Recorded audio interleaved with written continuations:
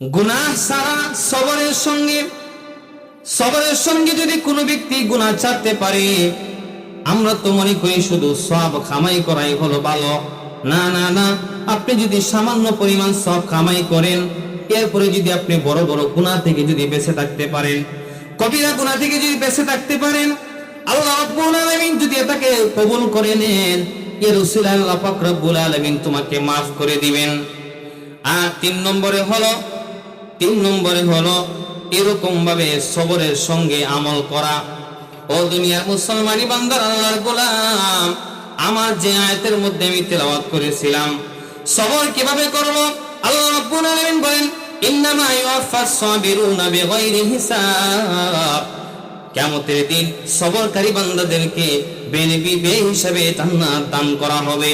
তাদের কোনো হিসাব নাই, তাদের কোনো কিতাব নাই, বে হিসাবে তাদেরকে জান্নাতের মধ্যে প্রবেশ করানো হবে। কাল কিয়ামতের দিন আল্লাহ রাব্বুল আলামিন সবরকারী বান্দাদেরকে ডাকবেন, ডেকে ডেকে তার তৈরি জান্নাতের ভিতরে প্রবেশ করায়া দিবেন। আর যার হিসাব আল্লাহ রাব্বুল আলামিন সহজ করে দিবেন, তাকে একটা কুদরতি পর্দার মধ্যে এভাবে সুন্দরভাবে ডাকে আনবেন, এনে জিজ্ঞাসা করবেন, ও বান্দা, তুমি কি জীবনে এই গুনাহ করেছিলে নাকি? তুমি কি এই গুনাহ করেছো নাকি? বান্দা সারেন্ডার হয়ে যাবে, আল্লাহ, আমি তো এই সমস্ত গুনাহ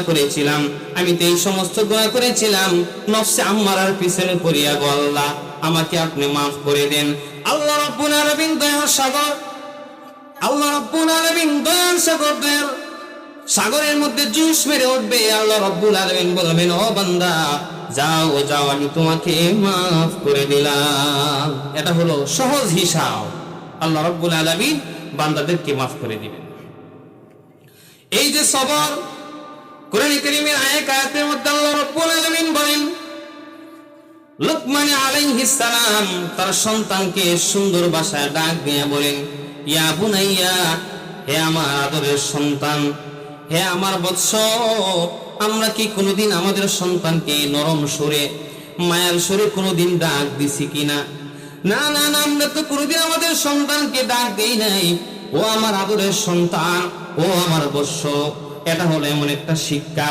আমরা তো শুধু সন্তানদেরকে ধমক দেই, সন্তানদেরকে এরকম মাইন্ডফিট করি, কিন্তু সন্তানকে কি আমরা সুন্দর ব্যবহার শিক্ষা দিতে পেরেছি? সন্তানকে কি আমি দ্বীনি শিক্ষা দিতে পেরেছি? লোকমান আলাইহিস সালাম তার সন্তানকে বলেছিলেন, ও আমার আদরের সন্তান, চারটা জিনিসকে তুমি তোমার জীবনের পণ বানিয়ে নাও, চারটা জিনিসকে তোমার জীবনের পণ বানিয়ে নাও, তাহলে তোমার জীবন হবে সফল কাম। এক নম্বরে হলো আকিমিস সালাত, একামতে সালাতকে তোমার জীবনের পণ বানিয়ে নাও। সন্তানকে যেরকম শিক্ষা দিয়েছেন, বাংলাদেশ তথা সারা পৃথিবীর মধ্যে সফল একটা রাষ্ট্র যদি আমরা চাই, সমাজের মধ্যে যদি শান্তি ফিরে পেতে চাই, তাহলে আকিমিস সালাত, একামতে সালাতের কোনো বিকল্প নাই। একামতে সালাত না থাকলে আমরা একটা অসুস্থ সমাজের দিকে আমরা যাইব। তাই তো ফুক্কা কুল্লা নিজামিন হাত্তা ইয়াকুমান নিজামুস সহিহ বলা হয়েছে, মানব গড়া সকল নিজাম ভেঙে দাও আর প্রতিষ্ঠিত করো বিশুদ্ধ সমাজ ব্যবস্থা। বিশুদ্ধ সমাজ ব্যবস্থা প্রতিষ্ঠিত করতে হলে এক নম্বরে হলো একামতে সালাত। যে ব্যক্তির নামাজ সুন্দর, সে কোনোদিন চুরি করতে পারে না, ডাকাতি করতে পারে না, খারাপ কাজের মধ্যে সে লিপ্ত থাকতে পারে না। ইন্নাস সালাতা তানহা আনিল ফাহশাই ওয়াল মুনকার, নামাজে তাকে যত ফাহিশা কাজ আছে, যত অহেতুক কাজ আছে, সমস্ত ফাহিশা অহেতুক কাজ থেকে নামাজি তাকে বিরত করে রাখবে। এখন আপনারা আমাকে বলবেন, হুজুর, আমি তো নামাজ পড়ি, তারপর তো গুনাহ থেকে বাঁচতে পারি না।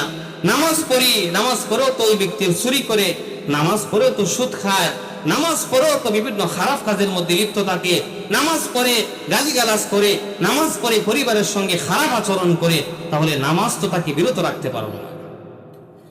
নামাজ যদি নামাজের মতো না হয়, একামতে সালাত যদি না হয়, যার নামাজ যত সুন্দর, যার নামাজ যত খুশুগুজুর সঙ্গে আদায় করা হবে, ওই নামাজ তত পরিমাণ তোমাকে খারাপ কাজ থেকে বাঁচাইবে, অহেতুক কাজ থেকে বাঁচাইবে।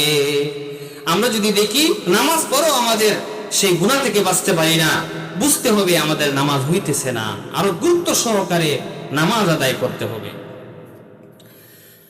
তাই লুকমান আলাইহিস সালামের সন্তান চারটা জিনিস জীবনের পণ বানাইছিলেন। এক নম্বর হলো আকিমিস সালাহ ওয়া আমর বিল মারুফ ওয়া নহা আনিল মুনকার। দুই নম্বরে হলো সৎ কাজের আদেশ দেওয়া আর অসৎ কাজ থেকে নিষেধ করা।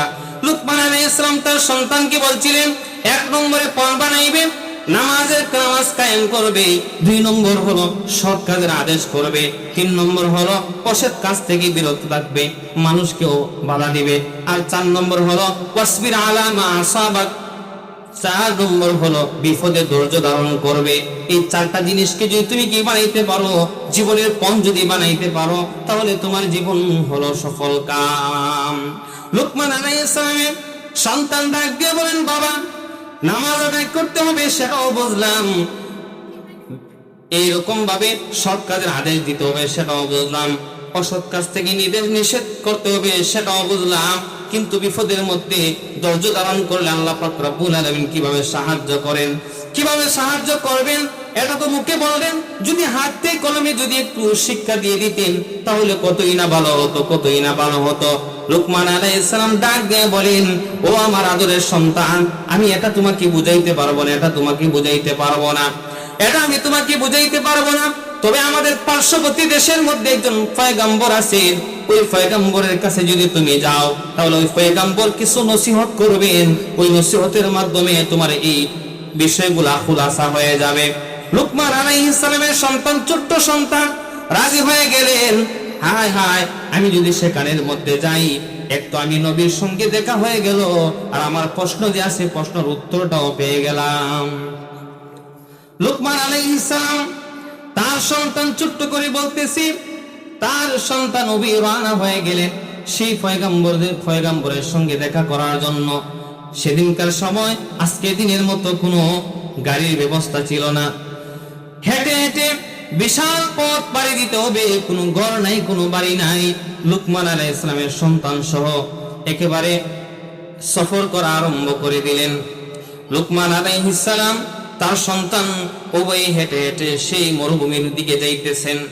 এমনিতেই দেখবেন বাবা যখন সন্তানকে বলে আজকে আমি অমুক বাড়ির মধ্যে যাব দাওয়াত খাওয়ার জন্য, সন্তান কিন্তু সকাল থেকে প্রস্তুতি থাকে বাবার সঙ্গে এসে দাওয়াত খাইতে যাবে, সে একটা আনন্দ উৎফুল্ল করে। লুকমান আলাইহিস সালামের একজন পয়গম্বর দেখবেন, পয়গম্বর দেখা একটা মজা, একটা স্বাদ ওনার অন্তরের ভিতরে গেঁথে গিয়েছে।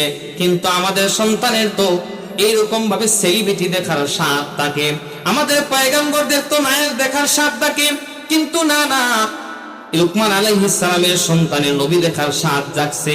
স্বাদের মধ্যে একটা বিপরীত দিক আছে, নবী দেখার আনন্দই হলো আলাদা, আর সেলিব্রিটি দেখার আনন্দই হলো আলাদা। এর দুনিয়ার মুসলমানি বান্দার আল্লাহর গোলাম যখন চলতে লাগলেন, চলতে চলতে এই এরকম ভাবে মরুভূমির মধ্যখানের মধ্যে যখন গেলেন, লুকমান আলাইহিস সালামের সন্তানের এই পায়ের মধ্যে এমন একটা কাঁটা বিঁধলো, এরকম ভাবে মরা জানোয়ারের যে একটা বিষাক্ত কাঁটা আছে, হাড্ডি আছে, ওই হাড্ডিটা লুকমান আলাইহিস সালামের সন্তানের পায়ের মধ্যে একদিক থেকে ঢুকে অন্য দিক থেকে বের হয়ে গেল। এই মরুভূমির মধ্যে যেখানে কোনো ঘর নাই, কোনো বাড়ি নাই, মানুষ নাই, কেউ নাই, কি করবেন? একদম দিশেহারা হয়ে গেলেন। ভাবলেন সেখানের মধ্যে কেউ আসে নাকি, তাবু গাড়লেন, মানুষের সাহায্য নিয়ে চিকিৎসা করবেন। একদিন, 2 দিন, 3 দিন হয়ে গেল, কারো কোনো দেখা নাই। এদিকে সন্তানের অবস্থা একেবারে মরণাপন্ন হয়ে গিয়েছে। এইরকম ভাবে ফায়ার ডাকে সারা শরীরের মধ্যে জ্বর এসে গিয়েছে। কি করবেন? শেষ পর্যায়ে নিরুপায় হয়ে লুকমান আলাইহিস সালাম তাহাজ্জুদের সময় আল্লাহ পাক রব্বুল আলামিনের কাছে এরকম ভাবে রুনাজারি করতে আরম্ভ করলেন। এমনিতেই দেখবেন দুনিয়ার মধ্যে সন্তান যখন অসুস্থ হয় মা বাবার কিন্তু চোখে ঘুম নাই। সন্তান যখন অসুস্থ হয়, কোন ডাক্তার যখন কাজ করে না, কবিরাজ যখন কোনো কাজ করে না, অসুস্থ ভালো হয় না, গভীর রজনীতে মা 2 রাকাত নামাজ আদায় করিয়া কুরআন কারীমের তিলাওয়াত করিয়া আল্লাহ রাব্বুল আলামিনের কাছে ডাক দেয়া বলে, আল্লাহ আমার জীবনের বিনিময় হলো আমার সন্তানের অসুস্থ তুমি ভালো করিয়া দাও। ঠিক তেমনি ভাবে লুকমান আলাইহিস সালাম আল্লাহ পাক রব্বুল আলামিনের কাছে সেজদানত হইয়া সেজদার মধ্যে পড়িয়া কাঁদতে লাগলেন আর বললেন, ও আল্লাহ, এই মরুভূমির মধ্যে তুমি কি আমার সন্তানের লাশ আমার খুলে দিবে নাকি? এই মরুভূমির মধ্যে সন্তানকে আমি খুলে নিয়ে আমি কবরের মধ্যে যাইব নাকি? এই দৃশ্য কি তুমি আমাকে দেখাইবে আল্লাহ? এই বলিয়া যখন কান্না আরম্ভ করে দিলেন, সেজদায় থাকা অবস্থায় এই তাবুর মধ্যে এমন একটা নূরে ঝলক মারলো। ঝলক মালার সঙ্গে সঙ্গে লুকমান আলাইহিস সালামের সন্তান দেখতেছেন সাদা পাগড়িওয়ালা ফেরেশতার মতো একজন লোক এসে ওনার পাশে বসলেন। পাশে বসে জিজ্ঞাসা করতেছেন, আরাফতানিয়া ওয়ালাদ, সন্তান তুমি কি আমাকে চিনো? লুকমান আলাইহিস সালামের সন্তান ডাক দিয়ে বলেন, না না, আমি তো চিনি না, লা লা লা, আমি তো চিনি না। তখন ওই ব্যক্তি বলতেছেন, আনা জিব্রাইল, আমি তো হলাম জিব্রাইল। তখন সন্তান ডাক দিয়ে বলেন, আব্বুর কাছ থেকে আপনার কথা শুনেছি, কোনোদিন দেখি নাই। জিব্রাইল আলাইহিস সালাম জিজ্ঞাসা করতেছেন, তোমার কি অবস্থা? এই মরণাপন্ন অবস্থায় থেকেও লুকমান আলাইহিস সালামের সন্তান খুব সুন্দরভাবে উত্তর দিলেন, আলহামদুলিল্লাহ, ভালো আছি। সুবহানাল্লাহ হইতেন না? আমি আগেই বলছিলাম, সুখে দুঃখে সর্ব অবস্থায় যদি আমরা আলহামদুলিল্লাহ বলতে পারি, তাহলে আল্লাহ পাক রব্বুল আলামিন আমাদেরকে জান্নাতের মতো একটা বালাখালা তৈরি করে দিবেন। লুকমান আলাইহিস সালামের যেরকম ভাবে ঈমান, লুকমান আলাইহিস সালামের সন্তানের এরকম ভাবে ঈমান। মরণাপন্ন অবস্থায় থেকেও তিনি বলতেছেন, আলহামদুলিল্লাহ, ভালো আছে। তবে আমার পায়ের মধ্যে একটা কাঁটা বিঁধার কারণে আমি কষ্ট পাইতেছি। জিব্রাইল আলাইহিস সালাম কোন বর্ণনায় আছে তুতু মুবারক লাগায় দিলেন, কোন বর্ণনায় আছে হাত দিয়ে একটু মোচন দিলেন। মোচন দেওয়ার পর সঙ্গে সঙ্গে ওনার পাটা ভালো হয়ে গেল। সুবহানাল্লাহ। তখন ওই সন্তান ডাক দিয়ে বলে, আমরা তো পয়গম্বর দেখার জন্য ওই দেশের মধ্যে সফর করতেছিলাম, কিন্তু আল্লাহ রাব্বুল আলামিন আমাদেরকে পয়গম্বরদের উস্তাদ দেখায় দিলেন। জিবরাইল আলাইহিস সালাম তো পয়গম্বরদের উস্তাদ, পয়গম্বর দেখা খুশি ডাকছিল, পয়গম্বরের উস্তাদ দেখলাম। তিনি বলতেছেন, এই বিপদের মধ্যে পড়লাম, আল্লাহ রাব্বুল আলামিন সাহায্য করলেন। বিপদে পড়লে সাহায্য পাওয়া যায় এটাও বুঝলাম, কিন্তু আমাদের এই দূরবর্তী সফরের মধ্যে আমরা এখানের মধ্যে অসুস্থ হলাম কেন সেটা তো বুঝলাম না। জিবরাইল আলাইহিস সালাম ডাক দিয়ে বলেন, যে পয়গম্বর দেখার জন্য তোমরা ওই দেশের মধ্যে যাইতেছিলে, ওই দেশের পয়গম্বরের যত অনুসারী আছে সবাই পয়গম্বরের সঙ্গে অবাধ্যতা করার কারণে আল্লাহ রাব্বুল আলামিন তাদেরকে গজব দিলেন, পাথরের বৃষ্টি দিয়া তাদের সবাইকে ধ্বংস করে দিয়েছেন। আল্লাহ রাব্বুল আলামিন তোমাদেরকে এখানে ছোট্ট একটা বিপদ দিয়া বড় একটা বিপদ থেকে তোমাদেরকে রক্ষা করছেন। ওই যে ফায়ের মধ্যে কারা ঢুকছিল, এই ছোট্ট একটা বিপদের মাধ্যমে এই যে বড় একটা গজব, ওই এলাকার পয়গম্বরের সঙ্গে নবীর সঙ্গে তার অবাধ্যতা করার কারণে আল্লাহ রাব্বুল আলামিন গুসা হয়ে তাদেরকে পাথরের বৃষ্টি দিয়ে তাদেরকে ধ্বংস করে দিলেন। এই ছোট্ট একটা বিপদ দিয়ে বড় বিপদ থেকে আল্লাহ পাক রব্বুল আলামিন রক্ষা করলেন।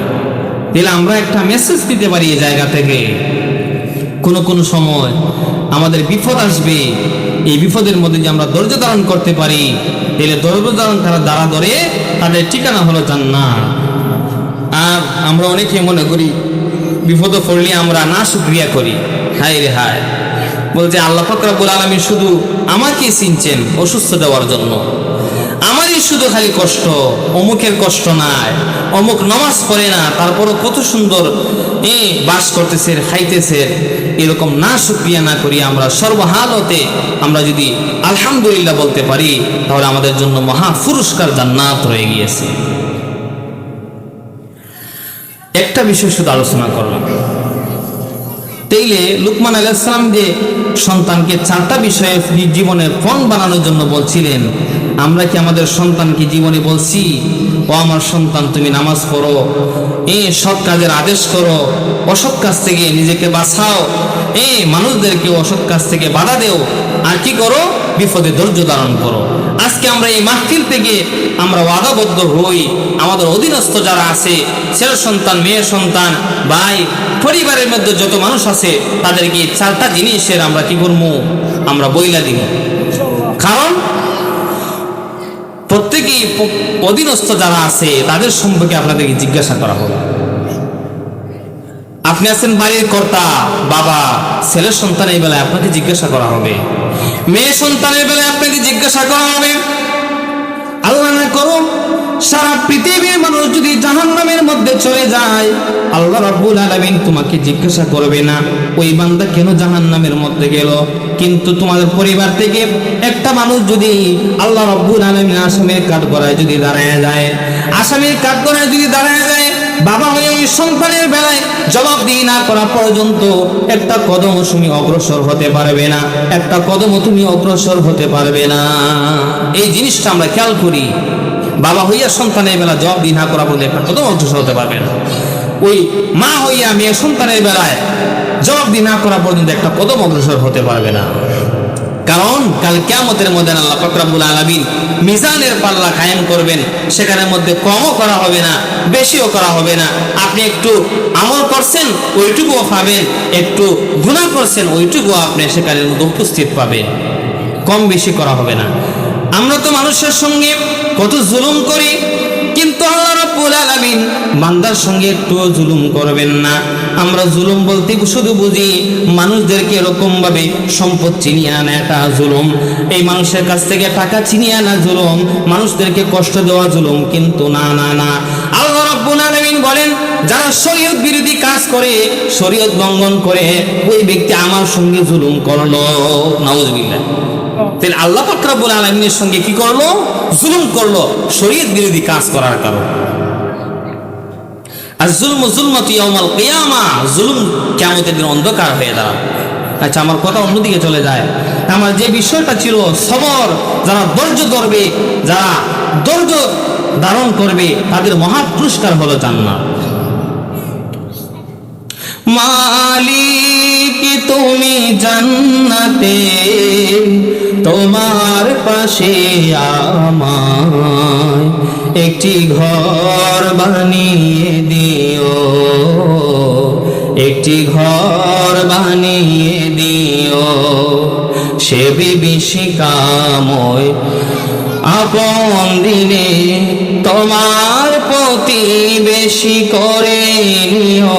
মালিক তুমি জান্নাতে, তোমার পাশে আমায় একটি ঘর বানিয়ে দিও, একটি ঘর বানিয়ে দিও। সবাই আমিন বলি। আমরা কি চাই না জান্নাতে যেতে?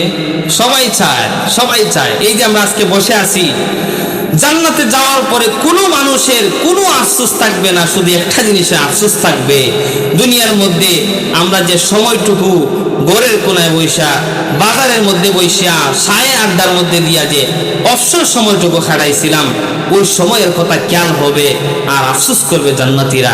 হায় রে, ওই সময়গুলোর মধ্যে যদি কি করতাম, নামাজ পড়তাম, দোয়া তাহলিল করতাম, আল্লাহ আল্লাহ ডাকতাম, তাহলে আরো জান্নাতের ভিতরে আরো কত মর্যাদাবান হইতাম। এই জিনিসটার আফসোস করতে থাকবে। তাহলে আমার যে আলোচনা ছিল সবর করা। ইয়া আইয়ুহাল্লাযীনা আমানু ইসবিরু ওয়া সাবিরু ওয়া রাবিতু ওয়াত্তাকুল্লাহা লাআল্লাকুম তুফলিহুন। আল্লাহ রাব্বুল আলামিন বলেন, হে ঈমানদারগণ, তোমরা সবর করো। শুধু সবর করলেই হবে না, সবর করে সবরের উপর অটল থাকতে হবে। বিপদ আসছে, সবর করলাম, বিপদ চলে গিয়েছে, সবর করলাম না, এটার নাম পুরোপুরি সবর নয়। সবর করো, সবরের উপর অটল থাকতে হবে। আমার আলোচনা খুবই শর্ট করতেছি। 2 নম্বরে সবরের উপর অটল থাকতে হবে। 3 নম্বরে মুরাবাতা করতে হবে। মুরাবাতার এক অর্থ হলো এক ইবাদতের পরে আরেক ইবাদত বন্দি করা। অর্থাৎ জোহরের নামাজ পড়ছেন, আসরের নামাজের জন্য প্রস্তুত থাকেন, আসরের নামাজ পড়ছেন, মাগরিবের জন্য প্রস্তুত থাকেন, মাগরিব পড়ছেন, এশার জন্য প্রস্তুত থাকেন, এশা পড়ছেন, ফজরের জন্য প্রস্তুত থাকেন। এটার নাম বলা হয় মুরাবাতা। আর আরেক অর্থ হলো যুদ্ধের জন্য প্রস্তুত থাকা। আর 4 নম্বরে হলো আত্তাকুল্লাহ, আল্লাহ পাক রব্বুল আলামিনের ভয় অন্তরের মধ্যে ঢোকা। দুনিয়ার কোন মানুষ চোর, যারা চুরি করে তাদেরকে চুরি করা থেকে বিরত রাখতে পারবে না। ওই ব্যক্তির অন্তরের ভিতরে যদি আল্লাহ রাব্বুল আলামিনের ভয় চলে আসে, ওই ব্যক্তি যখন চুরি করার জন্য যাইবে, তখন গিয়া মনে মনে ভাববে, আল্লাহ রাব্বুল আলামিন আমাকে দেখতেছে, তুমি ভিতরে যখন ঢুকে যাবে, ওই ব্যক্তি চুরি রাজধানী যত অপরাধ আছে সমস্ত অপরাধ থেকে সে বিরত থাকবে। এছাড়া দুনিয়াবি যত আইন আছে, কানুন আছে, প্রশাসন বলেন যত আইন আছে সমস্ত আইন দিয়েও ওই সমস্ত মানুষদেরকে গুনাহ থেকে বিরত রাখা যায় না। শুধু আল্লাহর ভয় যদি তোমার অন্তরের ভিতরে ঢুকে যায়, চুরি রাজধানী ডাকাতি জিনা ব্যভিচারী যত গুনাহ আছে, হারাম কাজ আছে, সমস্ত হারাম কাজ থেকে তুমি বিরত থাকতে পারবে। আর এরপরে হলো গিয়া তুমি কি হবে? মুফলিহুন বান্দার অন্তর্ভুক্ত হবে। একটা রিকোয়েস্ট ছিল, রিকোয়েস্ট নয়, ওয়ার্ডার আমাদের নাজির সাহেবের পক্ষ থেকে একটা গজল গাওয়ার জন্য আছে।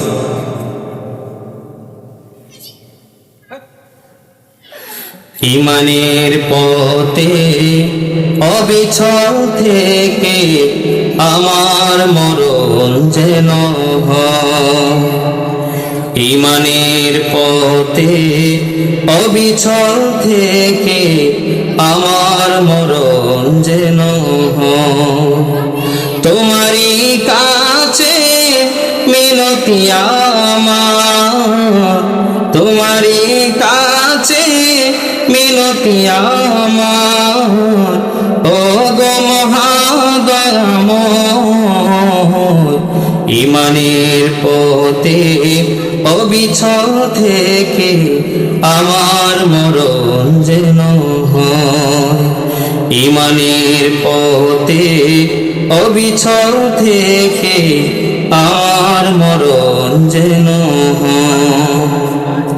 প্রতিদিন মিথ্যে মুখোমুখি হই, বেদিনে ফাসিকরা করে হইচই। প্রতিদিন মিথ্যে মুখোমুখি হই, বেদিনে ফাসিকরা করে হইচই। আজাজিল এসে গোমরাহি সুর গান করে তুলে মোহময়। ইমানের পথে অবিচল থেকে আমার মরণ যেন হয়। ইমানের পথে অবিচল থেকে আমার মরণ যেন হয়। আসসালামু আলাইকুম ওয়া রাহমাতুল্লাহ।